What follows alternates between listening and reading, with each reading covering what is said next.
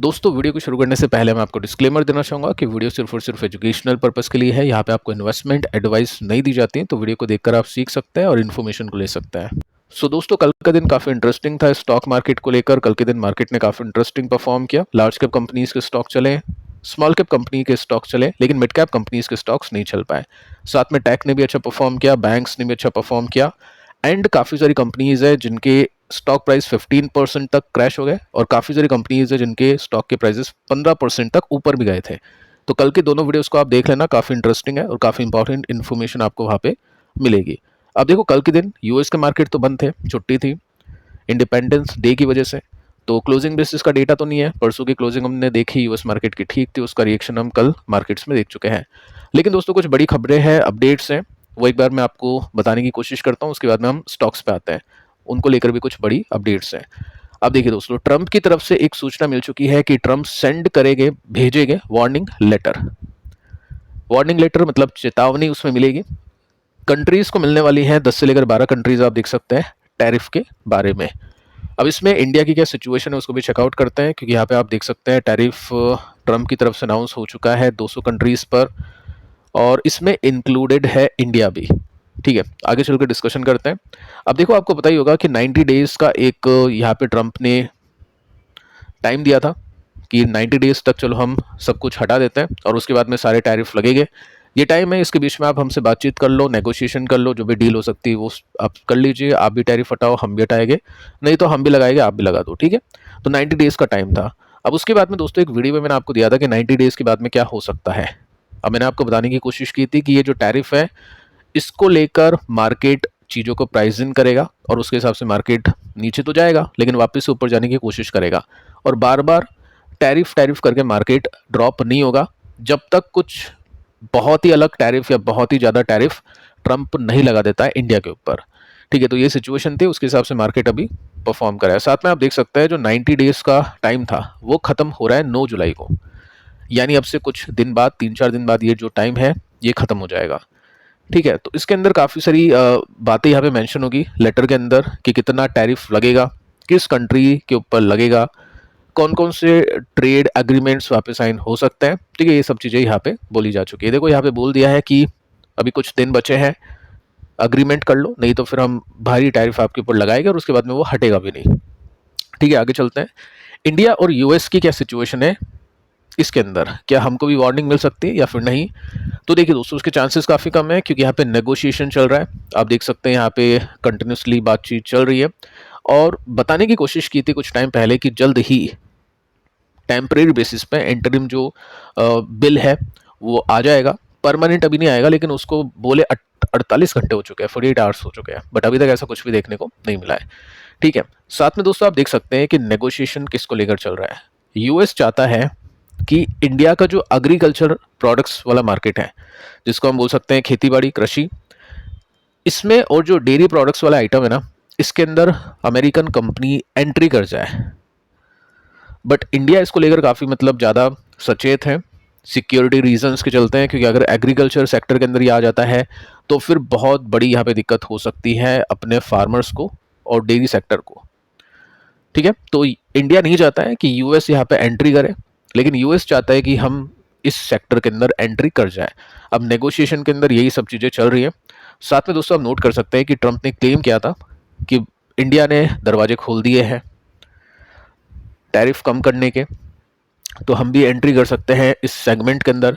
लेकिन इंडिया के जो एफएम है उन्होंने बोल दिया है, क्लियर किया है कि इंडिया जब तक अग्रीमेंट के अंदर आएगा नहीं, जब तक हमको हमारा बेनिफिट उसमें नहीं दिखाई देगा, हमारे इंटरेस्ट के लिए हम कोई भी कॉम्प्रोमाइज़ यहाँ पे नहीं करने वाले हैं। तो कहने का मतलब दोस्तों ये है कि वार्निंग तो नहीं मिलेगी, लेकिन यहाँ पे हमको वेट करना पड़ेगा कि क्या यहाँ पे डील होती है और किस तरीके यहाँ पे चीज़ें प्ले करती है। सेकेंड जो बड़ी न्यूज़ है वो कुछ अच्छी न्यूज़ है, इसको आप अच्छी न्यूज़ के अंदर कंसिडर करके चल सकते हैं। ओपेक प्लस के मेंबर्स ने, जो कि 8 कंट्रीज़ हैं, इन्होंने अग्री कर दिया है larger than expected. Larger than expected का मतलब है जितनी एक्सपेक्टेशन की थी उससे भी ज़्यादा ऑयल प्रोडक्शन ये करने वाले हैं अगस्त के महीने के अंदर। ठीक है, ये आप देख सकते हैं, लेटेस्ट न्यूज़ है आज की 5 जुलाई की, तो इसका इम्पैक्ट होगा मंडे के दिन स्टॉक मार्केट के अंदर, और चांसेस है कि पॉजिटिव होना चाहिए, क्योंकि ऐसी जब भी न्यूज़ आती है तो उसका मतलब क्या है, ऑयल के प्राइजेस नीचे जाते हैं। अब सप्लाई डिमांड का खेल है। डिमांड यानी जो भी इंपोर्ट हम करते हैं वो तो ठीक है, वो भी बढ़ रही है, ठीक है, एक सर्टेन परसेंटेज के साथ में, लेकिन उसको कम होता हुआ हम नहीं देख सकते, डिमांड कम नहीं हो रही है। लेकिन गलती से अगर ये सप्लाई कम कर देते हैं, प्रोडक्शन कम कर देते हैं, तो डिमांड बढ़ती है, सप्लाई कम होती है तो प्राइसेस बढ़ते हैं। अब यहाँ पे क्या कर रहे हैं ये लोग, सप्लाई को बढ़ा रहे हैं, तो डिमांड तो ठीक है, सप्लाई बढ़ रही है तो क्या होगा, प्राइसेस कम हो सकते हैं। तो अगर ऐसा होगा कल के दिन तो डेफिनेटली यहाँ पे स्टॉक मार्केट के लिए एक अच्छी न्यूज़ है, इंडिया के लिए अच्छी न्यूज़ है। और कितना ये प्रोडक्शन करने वाले हैं, कितने बैरल्स डेली बेसिस पे ये बढ़ाने वाले अपने प्रोडक्शन के अंदर, उसको आप देख सकते हैं। तो 5,48,000 बैरल्स पर डे ये इंक्रीज करने वाले हैं अपने प्रोडक्शन को, तो जिसका फायदा मिलेगा कंट्रीज को, जिसमें इंडिया भी एक कंट्री के रूप में हम शामिल कर सकते हैं। चाइना को भी अच्छा खासा फायदा मिलेगा, साथ में इंडिया को भी काफ़ी अच्छा फायदा यहाँ पे मिलने वाला है। तो दोस्तों ये तो बात हो गई मार्केट को लेकर कि मार्केट के अंदर क्या बड़ी खबर है और उसका किस तरह के इम्पैक्ट्स हमको देखने को मिल सकते हैं मंडे के दिन स्टॉक मार्केट में। अब हम आते हैं स्टॉक्स पे, कंपनीज पर कुछ बड़ी खबरें हैं, न्यूज़ है, उसको चेक करते हैं। तो फर्स्ट कंपनी है हरी ओम पाइप्स। देखो फ्राइडे के दिन कंपनी के स्टॉक ने 2% की गिरावट के साथ में क्लोज किया था। स्टील ट्यूब्स जो पाइप्स होते हैं वो बनाती है कंपनी, जिसमें एपीएल अपोलो ट्यूब्स जैसी कंपनी काम करी जिस सेक्टर में, उसी सेक्टर की ये भी एक कंपनी है। मार्केट कैप बहुत कम है, 1,000 करोड़ का जस्ट मार्केट कैप है, तो पैनी कंपनी हम इसको बोल सकते हैं। साथ में 20 का पी रेशो है, तो वैल्यूशन इतनी कुछ ज़्यादा नहीं है, 50-60 इस तरह के पीस यहाँ पे नहीं है। अब देखो कुछ दिन पहले आपने नोटिस किया होगा कि कंपनी का स्टॉक चला था, कोई न्यूज़ नहीं थी, कोई डिस्कशन हमने किया नहीं था, क्योंकि कुछ अपडेट ही नहीं है तो क्या ही बात करें। उसके बाद में जैसे कल मैंने आपको बताने की कोशिश की थी कि क्या हुआ, अभी के मार्केट के अंदर काफ़ी सारी कंपनीज चली है, काफ़ी गिरी है, तो उसके पीछे का रीज़न है कि बाजार को या तो क्वार्टर वन की एक्सपेक्टेशन अच्छी करने का एक डेटा मिल चुका है, या इनसाइडर के हाथ में डेटा ही आ गया कि चलो ठीक है नंबर्स अच्छे आ सकते हैं, सेल्स का डेटा अच्छा है तो चलो उसको देख लेते हैं। तो देखिए दोस्तों अभी एक न्यूज़ आती है जो मैं आपको बताऊंगा, उससे पहले एक बार आप देख सकते हैं, एक साल में 30% नीचे है स्टॉक, गिर चुका है, यहाँ पे बॉटम बनाने की कोशिश कर रहा है। लेट्स सी कुछ मेजर ब्रेकआउट्स इसमें मिलते हैं या फिर नहीं। बाकी तेजी बहुत अच्छी थी इसके अंदर, 22 से 24 में 255 यानी 3.5 गुना पैसा इसने इन्वेस्टर का किया था। अब देखो दोस्तों यहाँ पे बिजनेस अपडेट आई है कंपनी की, और आफ्टर मार्केट क्लोजिंग ये अपडेट है, तो इसका रिएक्शन आप देखोगे कल के दिन। अपडेट दोस्तों कुछ ऐसी है कि कंपनी का जो सेल्स वॉल्यूम है, वैल्यू एडेड प्रोडक्ट्स, इसको वीएपी भी बोल सकते हैं, वो कितना हो चुका है, वो 36% के साथ में ग्रोथ है उसमें वायनर बेसिस में, और 4% के साथ में क्यू ऑन क्यू बेसिस में।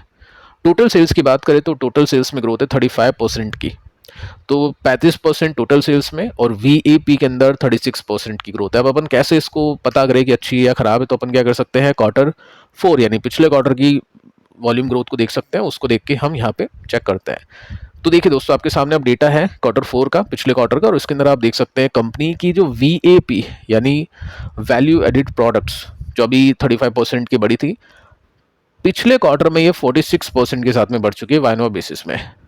इंटरेस्टिंग पॉइंट दोस्तों यहाँ पे यह आ जाता है कि जो टोटल सेल्स है इस कंपनी की, ये देख सकते हैं यहाँ पे टोटल सेल्स वॉल्यूम है वो 23% के साथ में बढ़ा है। अब देखो मार्केट किस तरह से इसको लेता है, वीएपी को देखेगा या टोटल सेल्स वॉल्यूम को देखेगा। टोटल सेल्स वॉल्यूम अभी अच्छी है और वीएपी अभी इतना अच्छा नहीं है, ठीक है। तो मेरे हिसाब से डिसेंट है, कोई दिक्कत वाली बात मुझे तो पर्सनली देखने को नहीं मिलती, और जिस तरह से मार्केट ने इसको रिएक्शन भी दे दिया है इस डेटा के आने से पहले, वो भी इसमें पॉजिटिव ही कुछ देखने को मिलता है।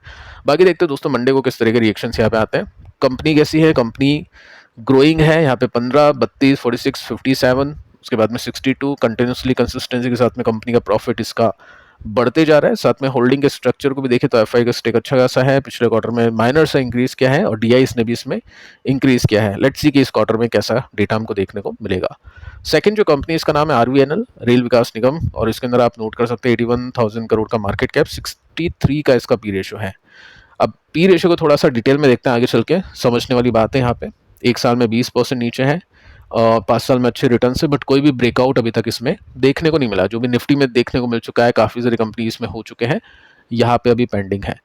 तो न्यूज़ दोस्तों ये है कि कंपनी को LOA यानी लेटर ऑफ अवार्ड, इसको हम एक ऑर्डर बोल सकते हैं, कॉन्ट्रैक्ट बोल सकते हैं, जो कि कंपनी को मिल चुका है 143 करोड़ रुपीज़ का, तमिलनाडु की तरफ से, तमिलनाडु की तरफ से, ठीक है। तो यहाँ पे आप नोट कर सकते हैं। अब देखो यहाँ पे क्या है, कंपनी की जो अर्निंग है वो तो नहीं बढ़ रही है, 1100 करोड़ का प्रॉफिट था पिछले चौथे साल में, उसके बाद में 1300 करोड़ का होता है, उसके बाद में 1500 करोड़ का होता है, उसके बाद में 1200 करोड़ का होता है।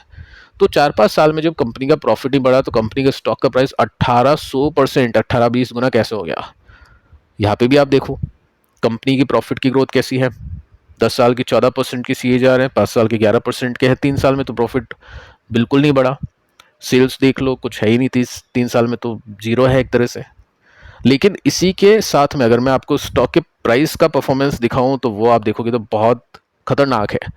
5 साल में जहाँ पे प्रॉफिट 11% की CAGR के साथ में बढ़ चुका है, 81% है। 5 साल में, 3 साल में 5% है, यहाँ पे 134% है। अब देखो ये क्यों ऐसा हुआ है, मैं आपको बता चुका हूँ। इन कंपनीज में मार्केट देख रहा है ऑर्डर बुक, ये जो सेल्स है ना, ये डेटा आपको खराब दिख रहा है। ये डेटा आपको दिखेगा अच्छा आने वाले कुछ टाइम में, क्योंकि कंपनी के पास में ऑर्डर है।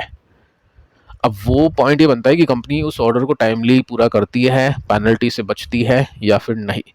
लेकिन एक इंटरेस्टिंग बात बताऊंगा, यहाँ पे डेटा चेंज हो जाएगा लेकिन ये चेंज नहीं होगा, हो सकता है ये कम ही हो जाए, क्योंकि इस डेटा के चेंज होने की तेजी ऑलरेडी इसमें मिल चुकी है। तो ऐसे में सोचना यहाँ पे सेल्स का डेटा बढ़ेगा तो यहाँ से स्टॉक वापस से 80% की CAGR दिखाएगा, ऐसा कुछ नहीं होने वाला है। अब जो ऑर्डर आने वाले हैं उसके हिसाब से स्टॉक के प्राइजेस चलेंगे, कम हो गए, ठीक है। तो ये एक पॉइंट इसमें आप नोट कर सकते हैं। होल्डिंग स्ट्रक्चर को देखते हैं तो यहाँ पे है 5% का FIs का, थोड़ा सा बेचा है, DIS ने थोड़ा सा लिया है, कुछ खास चेंजेस यहाँ पे देखने को नहीं मिलता है। नेक्स्ट जो कंपनी दोस्तों, इसका नाम है नोवामा वेल्थ मैनेजमेंट। कल के दिन आपने देखा 11% के साथ में स्टॉक क्रैश हुआ और 26,000 करोड़ का मार्केट कैप, 27 का पी रेशो है, 2% की डिविडेंड यील्ड है। एक वेल्थ मैनेजमेंट कंपनी है, ब्रोकर है, सिंपल भाषा में बोले तो ब्रोकर इसको बोल सकता है। अब देखिए दोस्तों यहाँ पे क्या है, जैसा कि आपने देखा कि जेन स्ट्रीट को बैन किया था सेबी ने, धांधलेबाजी के चक्कर में। आपने देखा होगा वहाँ पे 4,800 करोड़ रुपीस की गलत तरीके से कमाई की थी कंपनी ने, ठीक है। तो वो जो कंपनी काम करी थी नोवामा वेल्थ के साथ में काम करी थी, मतलब इसमें नोवामा वेल्थ का नाम शामिल नहीं है सेबी की तरफ से, ऐसा कुछ भी। ये ब्रोकर है, ब्रोकर तो अब कोई भी हो सकता है। तो कंपनी ने क्लैरिफिकेशन दिया है कि कोई भी अनडिस्क्लोज्ड डेवलपमेंट नहीं है, यानी ऐसा कुछ भी हमने नहीं किया है जो हमने डिस्क्लोज नहीं किया हो। मतलब सब कुछ जो भी हम करते हैं सब कुछ डिस्क्लोज कर देते हैं, हमने कोई भी गलती यहाँ पे नहीं की है। साथ में दोस्तों कंपनी ने बोला है कि यहाँ पे नो रेगुलेटरी और लीगल प्रोसीडिंग्स है पेंडिंग अगेंस्ट द कंपनी इस मैटर के अंदर। यानी इस कंपनी को लीगली कोई भी नोटिस नहीं पहुंचा है, ना ही इनके ऊपर कोई पेनल्टी लगी है और ना ही कोई इन्वेस्टिगेशन इनके ऊपर चल रही है। तो कंपनी के साथ कोई भी प्रॉब्लम नहीं है। कंपनी का स्टॉक अगर यहाँ से और गिरता है तो हम पहले ही बता देते हैं कि गिरना नहीं चाहिए, क्योंकि हम कोई भी गलती नहीं कर चुके हैं। बट मार्केट ये देखेगा कि कितना नुकसान होगा इस क्लाइंट के जाने पर, क्योंकि 36,000 करोड़ के आसपास की कमाई की थी और बिलियंस में इसके टर्नओवर है, तो अच्छी खासी कमाई इनकी टूटेगी। तो उसको मार्केट प्राइस इन करने की कोशिश यहाँ पे करेगा। अब देख सकते हैं यहाँ पे वैसे अगर आप देखोगे तो स्टॉक ने बहुत अच्छा परफॉर्म किया। प्रॉफिट कैसा है, प्रॉफिट देखो यहाँ पे लॉस है 800 करोड़ का प्रॉफिट, फिर 300 का प्रॉफिट, तो एक बहुत गंदा ड्रॉप है यहाँ पे। उसके बाद में 600, 900। बट अगर आप पुराने सब्सक्राइबर हो तो मैंने आपको बताया था कि इस कंपनी का प्रॉफिट ये नहीं है एक्चुअली। इस कंपनी का प्रॉफिट अगर आपको देखना है तो ऊपर जाना पड़ेगा। सेल्स आप देखो सबसे पहले कंसिस्टेंट तरीके से बढ़ रही है। आपको क्या देखना है, ऑपरेटिंग प्रॉफिट देखना है, जो कि 400 है, 600 है, 800 है, 1500 है, 2000 है। तो बहुत अच्छी ग्रोथ है और साथ में कंसिस्टेंसी है। मार्केट इसको क्यों देख रहा है, क्योंकि यहाँ पे दोस्तों अदर इनकम में कुछ इन्वेस्टमेंट में प्रॉफिट होता है, कुछ लॉस होता है। तो यहाँ पे अदर इनकम में 500 करोड़ का घाटा हुआ था, नेक्स्ट ईयर 600 करोड़ का मुनाफा हुआ, फिर ये वापस से एक रेंज में आ गई। तो मार्केट इसको हटा के देखता है ये चीज़, क्योंकि ये तो बार बार होगी नहीं, ये तो एक्सेप्शंस थे, एक दो बार हो गई तो ठीक है। कंपनी का प्रॉफिट बढ़ता हुआ देखने को मिल रहा है यहाँ पे। और साथ में अगर आप देखोगे यहाँ पे चेंजेस हुए FIDIs में, तो उसके चलते ये होल्डिंग में एकदम से चेंज आ गया। बाकी पिछले क्वार्टर की हम देखते हैं, ठीक है। FIs ने यहाँ पे लिया है इसको, DIs ने स्लाइटली इसको बेचा है। तो FIs के हाथ में अगर FIs इसको बेचते हैं तो देख लो कितनी गिरावट होती है, 10% तो इसको तोड़ दिया। मंडे को देखते हैं किस तरह की गिरावट होती है। बाकी कंपनी तो हाथ खड़े कर दिए कि हमने कोई भी गलती नहीं की है। नेक्स्ट जो कंपनी दोस्तों इसका नाम है apple India, apple 3i limited इसका नाम हो चुका है। 1.5% ये स्टॉक गिरा था। प्रीमियम वैल्यूएशन पे है, 74 का PS का, और बहुत अच्छा कर चुका है। पिछले हम बोल सकते हैं 2019 से पैसा 12 गुना हो चुका है। पिछले 5 साल में भी 5-6 गुना इसमें पैसे इन्वेस्टर्स के हो चुके हैं। यहाँ पे काफ़ी सॉलिड बॉटम बने थे, ऊपर की तरफ शिफ्ट कर रहे थे और एक इंटरेस्टिंग सा ब्रेकआउट इसमें मिला। उसके बाद में स्टॉक ने अच्छा परफॉर्म यहाँ पे किया है। अब देखिए दोस्तों, आपको पता ही है एक न्यूज़ हमने डिस्कस की थी कि एफल इंडिया बैट कर रहा है AI और एफिशिएंसी के ऊपर फाइनेंशियल 26 के प्रॉफिट को बूस्ट करने के लिए। तो कमेंट्री बहुत अच्छी थी। अच्छी बात दोस्तों यह है कि कंपनी ने जैसा बोला कंपनी वैसा कर भी रही है। 15 घंटे पहले का आर्टिकल है जिसके अंदर आप देख सकते हैं इस कंपनी को एक और पैटेंट मिल चुका है इंडिया में। अब ये पैटेंट किसका है उसको भी एक बार हम देख लेते हैं।